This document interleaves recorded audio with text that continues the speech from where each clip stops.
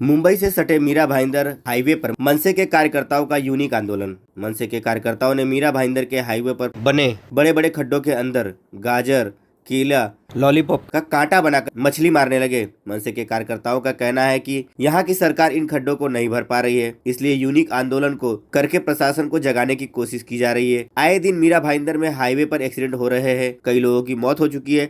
इसका जिम्मेदार प्रशासन है।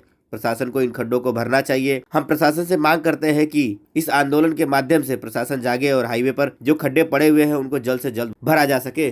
तुम्ही बघू शकता की दहिसर टोल नाका ते मीरा भाईंदरच्या मुख्य रस्त्यावरती जाणारा हा मोठा हायवे आहे। वेस्टर्न एक्सप्रेस म्हणतो आपण याला।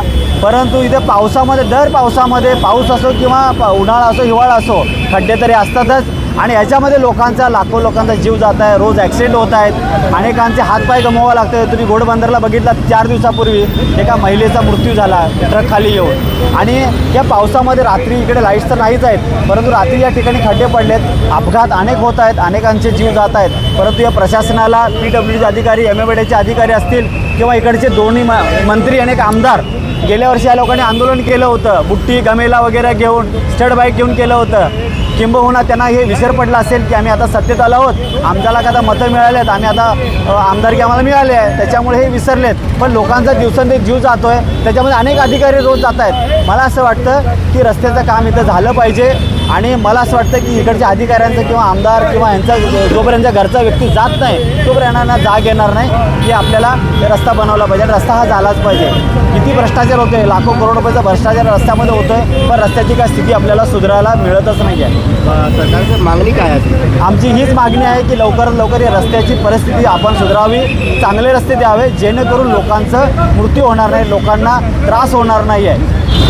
आम्ही नेहमीच महाराष्ट्र नवनिर्माण सेना युनिक आणि वेगळ्या पद्धतीचे आंदोलनं करत असतो आणि त्या आंदोलनाचा रिझल्टसुद्धा आम्ही देत असतो। आपण बघितलं असेल तर हा वेस्टर्न एक्सप्रेस हायवे आहे आणि या हायवेवरून अनेक महाराष्ट्रातील नेते, आयुक्त, पदाधिकारी, अधिकारी सगळेजण या रस्त्याने वाहतूक करत असतात, परंतु ह्या खड्ड्यातून जाण्याचा त्रास कोणालाच होत नाही। आणि याच्यामध्ये अनेक ज्येष्ठ नागरिक, गरोदर महिला, शाळेतील विद्यार्थी प्रत्येकाला याचा त्रास होत असतो। आणि हा खड्ड्यांचा त्रास एवढा वाढलेला आहे की रोज या ठिकाणी अपघात होतात, मृत्यू होतात। आणि म्हणूनच या ठिकाणी आज आम्ही महाराष्ट्र नवनिर्माण सेनेने एक वेगळं आंदोलन या ठिकाणी घेतलेलं आहे। आणि जर 6-7 दिवसामध्ये या ठिकाणी जर खड्डे भरले नाही तर या महानगरपालिकेच्या सर्व अधिकाऱ्यांना या ठिकाणी आणून या खड्ड्यात बसून त्या ठिकाणी त्यांना आंघोळ घालण्यात येईल।